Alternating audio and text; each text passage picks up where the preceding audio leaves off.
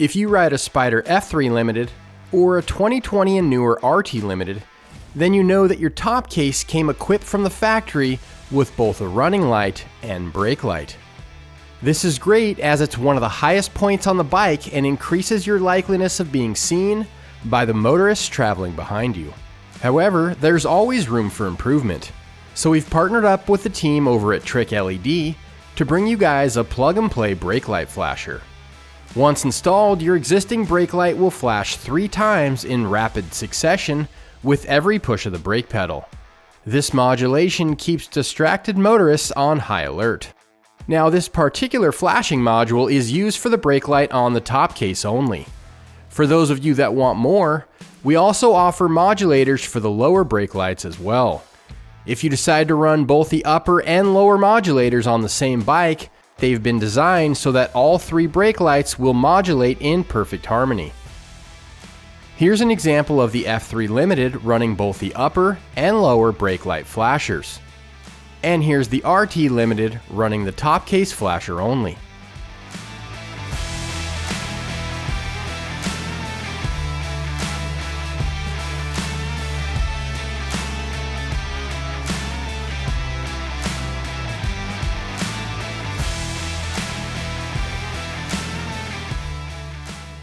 To install the top case brake light flasher, ensure that your vehicle is on level ground, the ignition is off, and that your parking brake is engaged. Open the rear trunk and use a push pin removal tool to remove the 2 push pins securing the plastic panel that houses the trunk light. Disconnect the trunk light power connector and add a dab of dielectric grease to the connectors on each end of the modulator harness. Plug the modulator harness into the corresponding connectors on the bike. Turn on your ignition to test the lighting functionality. Once confirmed, turn off your ignition and reinstall the trunk light with the factory push pins.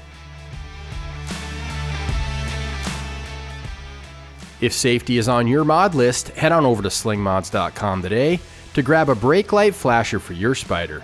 And if you find our content useful, give us a like and subscribe to stay up to date with everything on 3 wheels. I'm Keith signing out until next time.